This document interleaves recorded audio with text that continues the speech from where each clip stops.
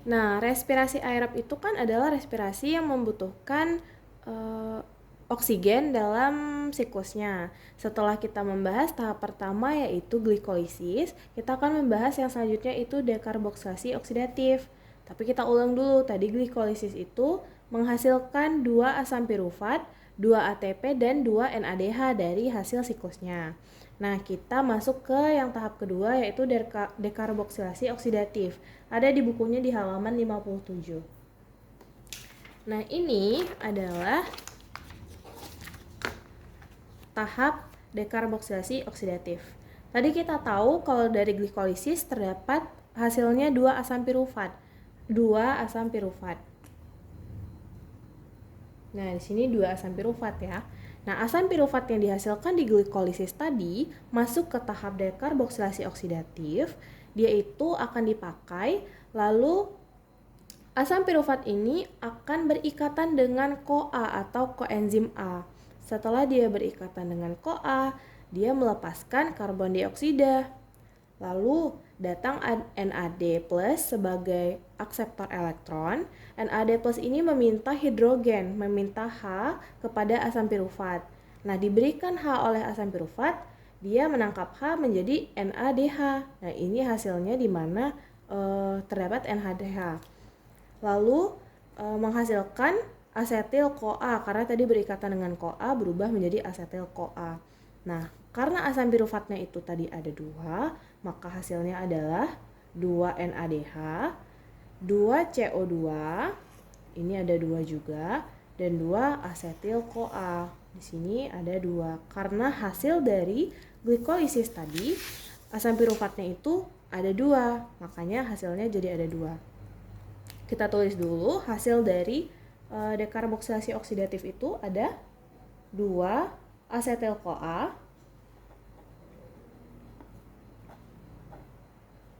lalu ada 2 NADH, dan ada 2 CO2 atau karbon dioksida. Nah, setelah kita bahas yang ini, kita bahas juga yang di bukunya. Di buku di halaman 57. Di halaman 57 ini dia dijabarkan gugusnya atau senyawanya. Asam pirufat itu ini senyawanya. Nah, dekarboksilasi itu pemisahan antara gugus COO menjadi karbon dioksida atau CO2 ya. Nah, jadi di sini asam piruvatnya melepaskan karbon dioksida menjadi asetat. Nah, ini dia. Tadi kan tinggal H-nya di sini. Lalu berikatan dengan koenzim A menjadi asetil koenzim A atau asetil CoA. Nah, hidrogen yang ini kemana, Bu? Hidrogen yang ini diminta datang NAD sebagai akseptor elektron, dia minta hidrogen dari asetat, dikasih hidrogen, dia berikatan dengan NAD menjadi NADH.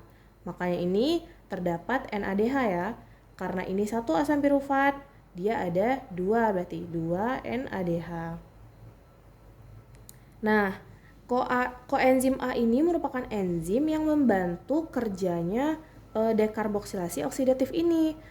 Lalu tadi asetil koenzim A atau asetil CoA-nya itu ada 1.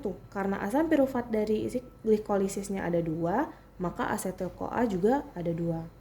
Sama kan tadi, ini juga karbon dioksidanya ada 2, sama seperti yang tadi. Nah, jadi NA2-nya ada 2, asetil CoA-nya ada 2, dan karbon dioksidanya ada 2. Itu yang dekarboksilasi oksidatif. Nah, setelah itu kita masuk ke yang ketiga yaitu siklus Krebs.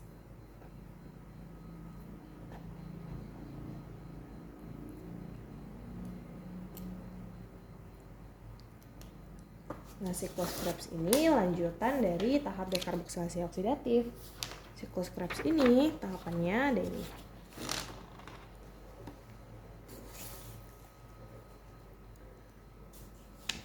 Nah, tadi kan dari dekarboksilasi oksidatif kita dapat yaitu 2 asetil CoA. 2 asetil CoA ini kita pakai lagi di di siklus Krebs yaitu asetil CoA. Asetil-CoA ini punya atom karbon itu ada 6.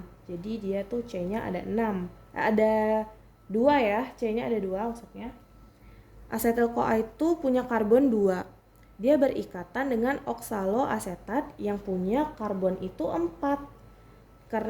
Lalu dari asetil-CoA ini CoA-nya itu melepas. Jadi CoA-nya itu melepas, tinggal C-nya 2. Lalu oksaloasetat ini C-nya 4, berikatan menjadi sitrat, jadi C-nya ada 6. C-nya si sitrat itu ada 6. Sitrat bereaksi dengan hidrogen, lalu menghasilkan isositrat, berarti isositrat C-nya masih 6. Isositrat ini C yang masih 6 melepaskan CO2. Jadi C-nya tinggal 5. Menjadi alpha ketoglutarat. Alpha ketoglutarat ini. NADH datang meminta hidrogen dari isositrat, dikasih hidrogen NAD plus ini berikatan jadi NADH. Ini ya jadi NADH.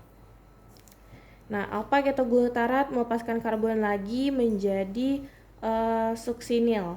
Suksinil berikatan dengan CoA menjadi suksinil CoA, jadi C-nya tinggal 4 karena dia melepaskan CO2 tadi. Lalu NAD plus datang minta hidrogen ke alpha ketoglutarat, dikasih hidrogen jadinya NADH. Berarti di sini NADH-nya ada 2, CO-nya ada 2. Setelah itu dia berubah menjadi suksinil CoA, dia melepaskan CoA lagi. Di sini ada GDP minta fosfat jadi GTP. GTP ini akan berubah menjadi ATP atau energi tadi. Lalu suksinil berubah jadi suksinat datang FAD lalu minta hidrogen sama kayak NAD+. FAD minta hidrogen ke suksinat, dikasih hidrogen jadinya FADH. Suksinat berubah jadi fumarat bereaksi dengan hidrogen menjadi malat, udah gitu datang lagi NAD+, minta hidrogen ke malat, dikasih hidrogen jadi NADH. Malat berubah jadi oksaloasetat, begitu terus selanjutnya. Oksaloasetat berikatan lagi dengan asetil-CoA. Nah, kita ringkas. Karena ini ribet, kita ringkas hasilnya. Nah, hasilnya itu dari siklus Krebs ya. Siklus Krebs itu dia menghasilkan ATP nih yang paling nampak banget ini ATP. Karena tadi asetil-CoA yang dihasilkan oleh dekarboksilasi oksidatif ada 2, berarti ini ada 2 ya. Ini 2 asetil-CoA ini. Nah, 2 asetil-CoA menghasilkan ATP karena di sini 1 berarti dia ada 2 ATP. Karena apa? Karena asetil-CoA-nya itu ada 2 harusnya. Nah, terus kita lihat lagi dia ada NADH. NADH-nya ada 1, 2, 3. Ada 3 NADH. 1, 2, 3 NADH karena 2 tadi 2 asetil-CoA berarti 3 kali 2, 6. 6 NADH. Nah, ini hasilnya. Hasilnya 6 NADH. Terus apalagi dia menghasilkan karbon dioksida. Karbon dioksidanya ini ada 1, 2. 2 aja. Berarti 2 kali 2 4. 4 CO2. Terus apalagi dia menghasilkan nih FADH 2. FADH-nya ada 1 karena asetilnya ada 2 jadinya 2 FADH. Nah, kita tulis di sini. Hasil dari siklus Krebs itu ada 2 ATP. 2 ATP, lalu ada 6 NADH. Lalu ada 4 CO2. Dan juga ada 2 FADH. Nah, itu tadi merubah dari asetil-CoA dari siklus yang dekarboksilasi oksidatif, kita rubah hasilnya ini di siklus Krebs. Itu hasil dari siklus Krebs. Nah, selanjutnya itu adalah transport elektron. Nah, yang keempat itu transport elektron atau TE aja, kita singkat dengan TE. Di transport elektron itu kita merubah NADH dan FADH itu menjadi ATP. Karena energi yang bisa digunakan oleh tubuh itu dia harus berbentuk ATP dulu. Jadi kalau dia NADH dan FADH ini juga energi. Tapi energinya itu harus diubah menjadi ATP supaya dia bisa digunakan oleh tubuh. Nah, di transfer elektron itu kita merubah NADH dan FADH. Satu NADH itu bisa menjadi 3 ATP atau 3 energinya. 1 FADH, 2 ATP. Kita harus jumlahin ya dari awal. Dari glikolisis ada 2 ATP dan 2 NADH. Kita ATP dulu deh. NADH dulu maksudnya. Dari glikolisis itu ada 2 NADH. Kita jumlahin 2 NADH dari glikolisis. Dari dekarboksilasi oksidatif ada 2 NADH. Tambahin 2 NADH. Lalu dari siklus Krebs ada 6 NADH. Nah, berarti udah ada 10 NADH yang kita punya. Sedangkan 1 NADH itu adalah 3 ATP. Kalau 10 ya udah berarti dikali 3 sama dengan 30 ATP. 30 ATP ya. Terus yang FADH-nya itu cuman ada di siklus Krebs aja. Jadi dari siklus Krebs ada 2 FADH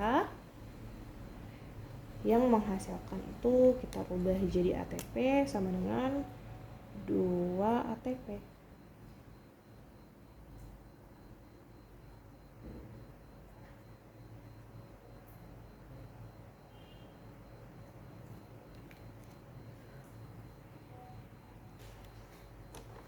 Nah, terus di siklus Krebs ini FADH-nya ada 2 FADH berarti 4 ATP ya. Nah, setelah itu kita tambahkan hasil akhirnya. Kita tambahkan 30 ATP ditambah 4 ATP berarti 34 ATP. Nah, dari hasil transfer elektron ini adalah 34 ATP atau 34 energi yang dihasilkan. Nah, ini adalah akhir dari tahap-tahap respirasi aerob. Nah, untuk jelasnya itu ada di buku halaman dari 55 sampai dengan 59. Nah, kalau gitu, kalau ada yang kurang, kita tonton juga. Oh iya, ada satu lagi. Dari transfer elektron ini, kenapa Bu bisa NADH-nya itu ada 3 ATP, sedangkan FADH-nya itu malah 2? Kenapa beda? Nah, kita bakalan tonton video yang akan Ibu tampilkan dulu.